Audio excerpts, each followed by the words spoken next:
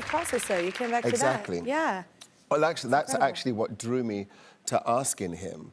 Yeah. Because, again, the longer you do this, the more you realize that how integral those people are to making it all happen, you know. My integral part is standing over there, and he's been with me since American Idol for 20 years. I've never done a tour without Jason.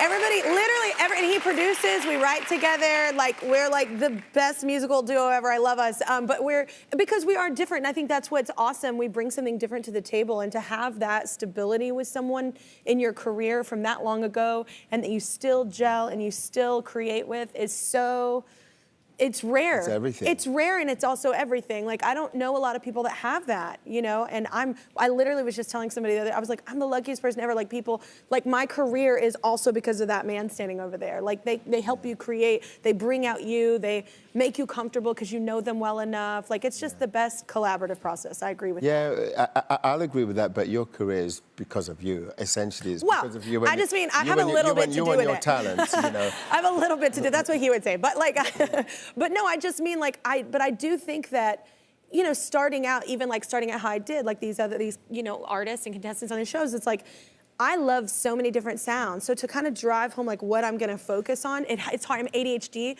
so he's been the person to kind of be like, let's focus. Like, I gotta ask you, because I could never have done what you did, you know, in order to get to... I love competition. See, yeah, me too, but I just think even it with takes, yourself, competing with yourself. Yeah, but I just think it takes a certain level of courage and confidence to be able to go on a show and break through that way. I mean, I'm not, you know, being modest or anything. I could never have done that. I know what I'm capable of. Which is hysterical, though, because your voice is like what people are looking for. I wouldn't have done it. I wouldn't have. It takes, I think, a certain amount of courage to put yourself out there and be judged in amongst other people, right, and be critiqued on a show, on a world stage. I don't know if anyone realizes how hard that is, you know, to actually put yourself out there and people tell you how good you were or how bad you were, and you having to take it, you know, on a show like you did. I wouldn't have had the courage to do that, so I have so much admiration. Well, thank you. I think, though, it was really good boot camp, though, because it was really hard, and it was more hard, not for me, but to watch other people. I'm always that person, like, it's hard for me to watch other people go through something, and, like, other artists were not handling it well, like what people would say online, and it was the first time the show was on or whatever, so it was, that was harder, watching people, you know, break their spirit a bit. I think, and that sucks. But I will say it was a great boot camp, because after that, I felt like, I mean, this industry is hard. You say you couldn't handle it, but you did, because this industry is not easy. Even if you're selling 8 million albums or doing whatever, there's always people just trying to knock you down or say something just super. I can't say that on TV.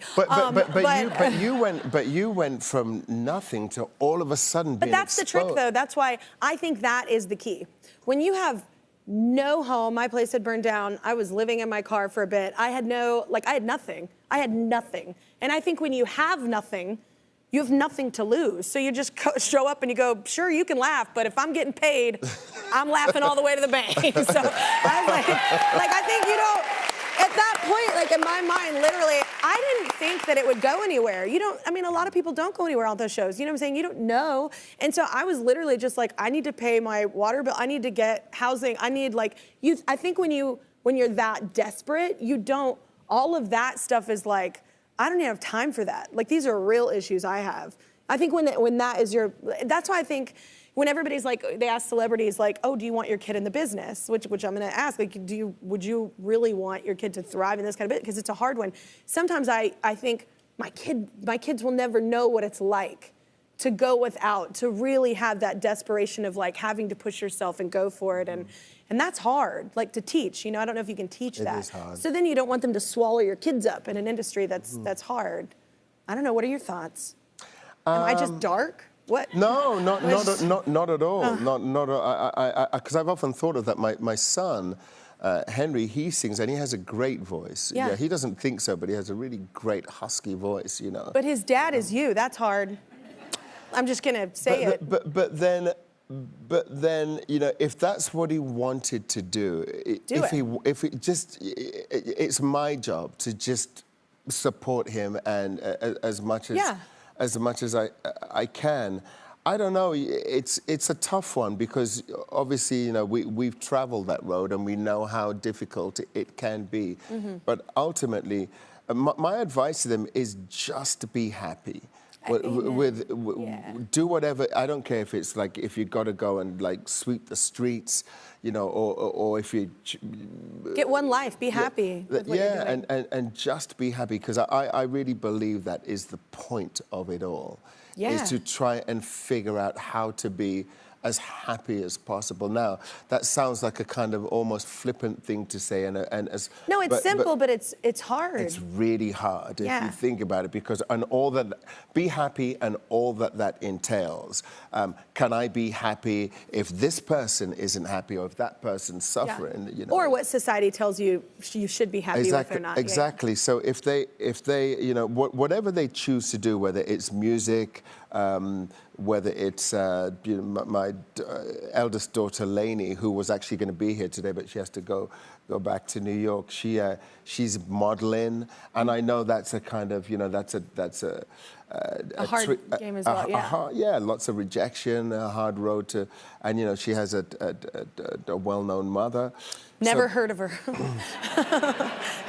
But as long as she's happy.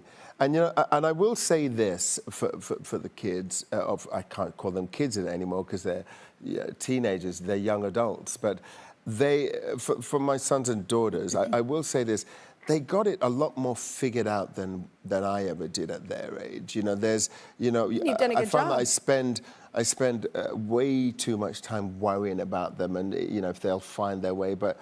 The way that they see the world is very different from the way that we as adults see the world. You know, where we see problems, they see solutions, and vice versa. Oh, I hope the younger generation figures it out.